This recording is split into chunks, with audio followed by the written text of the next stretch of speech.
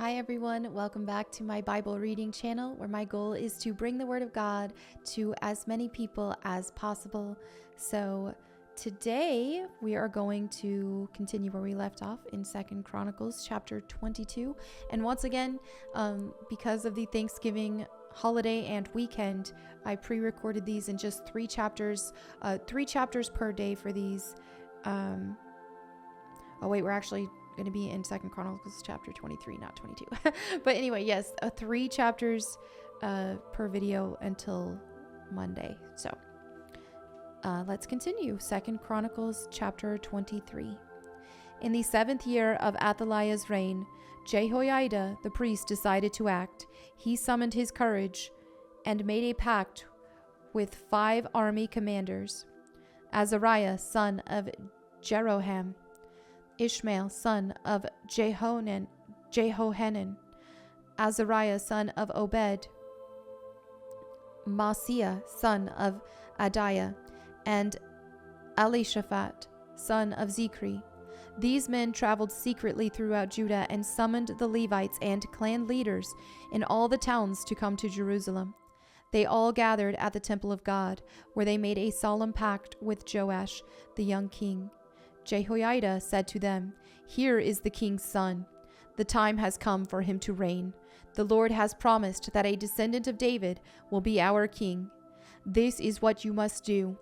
When you priests and Levites come on duty on the Sabbath, a third of you will serve as gatekeepers. Another third will go over to the royal palace, and the final third will be at the foundation gate. Everyone else should stay in the courtyards of the Lord's temple. Remember, only the priests and Levites on duty may enter the temple of the Lord, for they are set apart as holy. The rest of the people must obey the Lord's instructions and stay outside. You Levites, form a bodyguard around the king and keep your weapons in hand. Kill anyone who tries to enter the temple. Stay with the king wherever he goes." So the Levites and all the people of Judah did everything as Jehoiada the priest ordered. The commanders took charge of the men reporting for duty that Sabbath, as well as those who were going off duty. Jehoiada the priest did not let anyone go home after their shift ended. Then Jehoiada supplied the commanders with the spears and the large and small shields that had once belonged to King David and were stored in the temple of God. He stationed all the people around the king with their weapons ready. They formed a line from the south side of the temple around to the north side and all around the altar. Then Jehoiada and his sons brought out Joash, the king's son, placed the crown on his head, and presented him with a copy of God's laws. They anointed him and proclaimed him king, and everyone shouted, "Long live the king!" When Athaliah heard the noise of the people running and the shouts of praise to the king, she hurried to the Lord's temple to see what was happening. When she arrived, she saw the newly crowned king standing in his place of authority by the pillar at the temple entrance. The commanders and trumpeters were surrounding him, and people from all over the land were rejoicing and blowing trumpets. Singers with musical instruments were leading the people in a great celebration. When Athaliah saw all this, she tore her clothes in despair and shouted, "Treason! Treason!" Then Jehoiada the priest ordered the commanders who were in charge of the troops, Take her to the soldiers in front of the temple, and kill anyone who tries to rescue her." For the priest had said she must not be killed in the temple of the Lord. So they seized her and led her out to the entrance of the horse gate on the palace grounds, and they killed her there.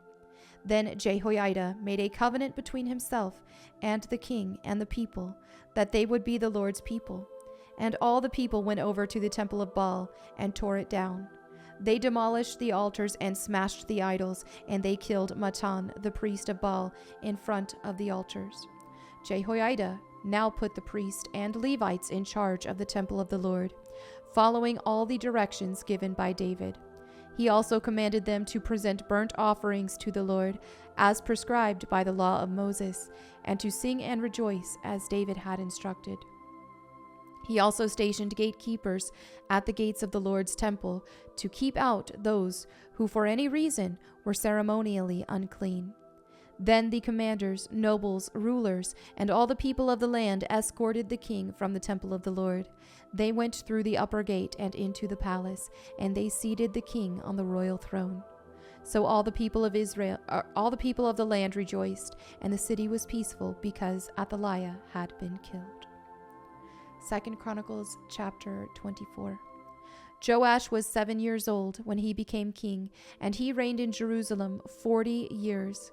His mother was Zibiah from Beersheba. Joash did what was pleasing in the Lord's sight throughout the lifetime of Jehoiada the priest. Jehoiada chose 2 wives for Joash, and he had sons and daughters.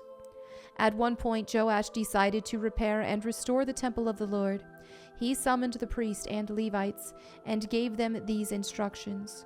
Go to all the towns of Judah and collect the required annual offerings, so that we can repair the temple of your God. Do not delay. But the Levites did not act immediately. So the king called for Jehoiada, the high priest, and asked him, "Why haven't you demanded that the Levites go out and collect the temple taxes from the towns of Judah and from Jerusalem? Moses, the servant of the Lord, levied this tax on the community of Israel in order to maintain the tabernacle of the covenant." Over the years, the followers of wicked Athaliah had broken into the temple of God, and they had used all the dedicated things from the temple of the Lord to worship the images of Baal. So now the king ordered a chest to be made and set outside the gate leading to the temple of the Lord. Then a proclamation was sent throughout Judah and Jerusalem, telling the people to bring the Lord the tax that Moses, the servant of God, had required to the Israelites in the wilderness.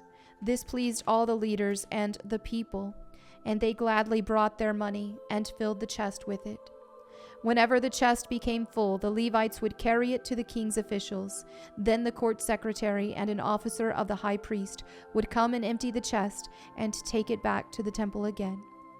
This went on day after day, and a large amount of money was collected.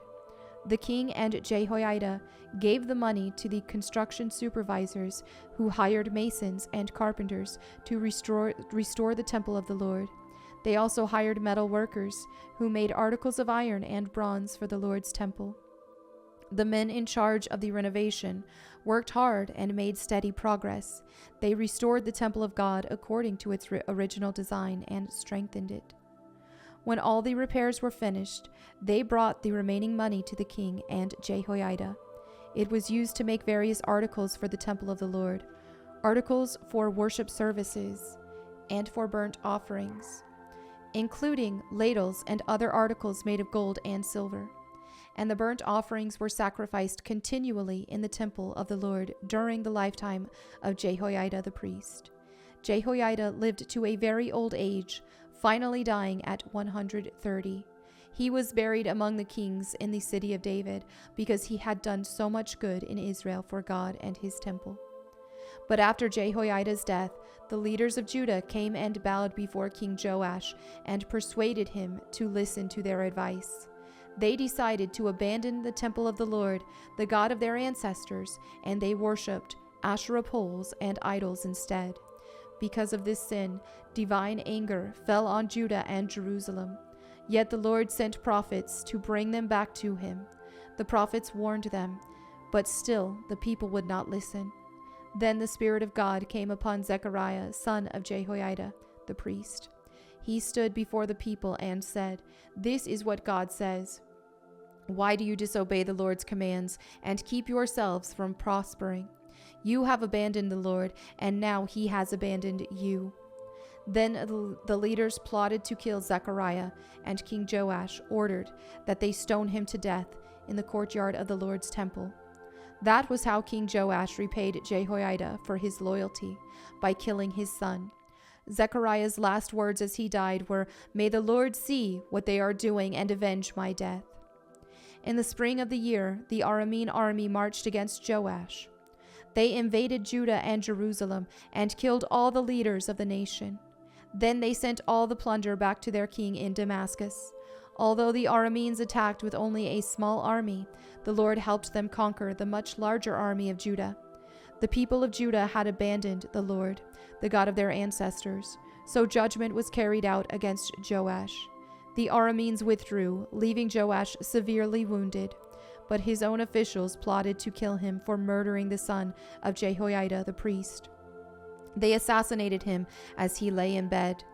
Then he was buried in the city of David, but not in the royal cemetery.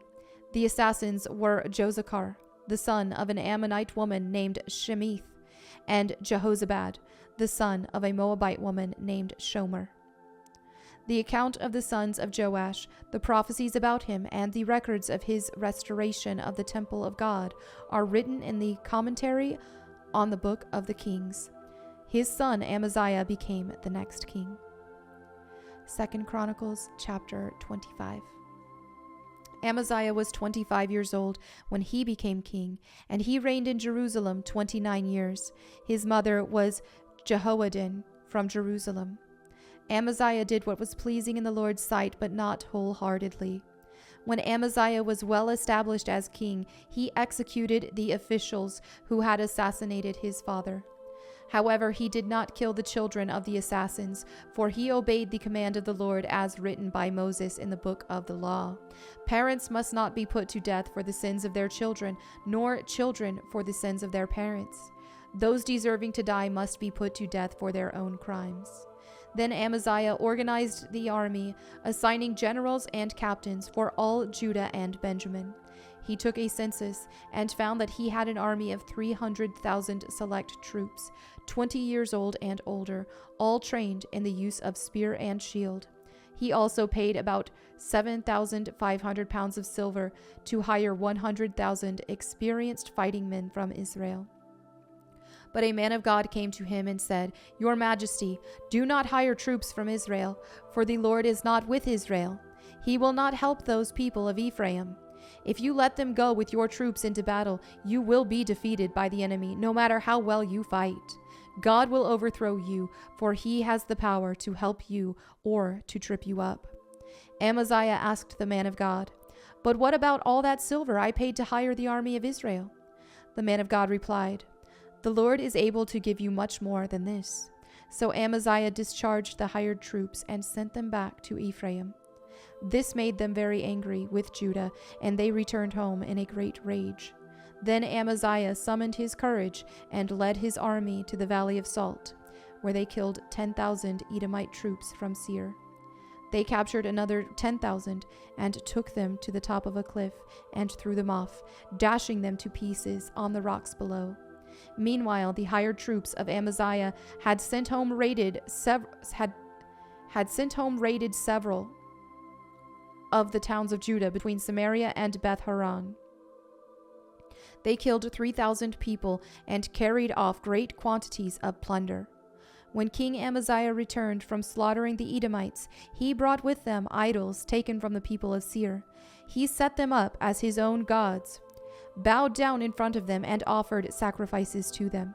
This made the Lord very angry, and he sent a prophet to ask, "Why do you turn to gods who could not even save their own people from you?" But the king interrupted him and said, "Since when have I made you the king's counselor? Be quiet now, before I have you killed." So the prophet stopped with this warning, "I know that God has determined to destroy you because you have done this and have refused to accept my counsel." After consulting with his advisors, King Amaziah of Judah sent this challenge to Israel's king Joash, the son of Jehoahaz, the grandson of Jehu. "Come and meet me in battle." But King Joash of Israel replied to King Amaziah of Judah with this story. Out in the Lebanon mountains, a thistle sent a message to a mighty cedar tree, "Give your daughter in marriage to my son." But just then a wild animal of Lebanon came by and stepped on the thistle, crushing it. "You are saying, 'I have defeated Edom,' and you are very proud of it, but my advice is to stay at home. Why stir up trouble that will only bring disaster on you and the people of Judah?" But Amaziah refused to listen, for God was determined to destroy him for turning to the gods of Edom. So King Joash of Israel mobilized his army against King Amaziah of Judah. The two armies drew up their battle lines at Beth Shemesh in Judah. Judah was routed by the army of Israel, and its army scattered and fled for home. King Joash of Israel captured Judah's king, Amaziah son of Joash and grandson of Ahaziah, at Beth Shemesh. Then he brought him to Jerusalem, where he demolished 600 feet of Jerusalem's wall, from the Ephraim gate to the corner gate. He carried off all the gold and silver and all the articles from the temple of God that had been in the care of Obed-Edom. He also seized the treasures of the royal palace, along with hostages, and then returned to Samaria. King Amaziah of Judah lived for 15 years after the death of King Joash of Israel. The rest of the events in Amaziah's reign, from beginning to end, are recorded in the book of the kings of Judah and Israel. After Amaziah turned away from the Lord, there was a conspiracy against his life in Jerusalem, and he fled to Lachish. But his enemies sent assassins after him, and they killed him there. They brought his body back on a horse, and he was buried with his ancestors in the city of David. And there you have it for today's reading. Thank you all so much for your fellowship. As always, feel free to leave your prayer requests in the comments below so that myself, my prayer team, or anyone who sees them can pray for you. Thank you all again. God bless, and I'll see you tomorrow. Bye.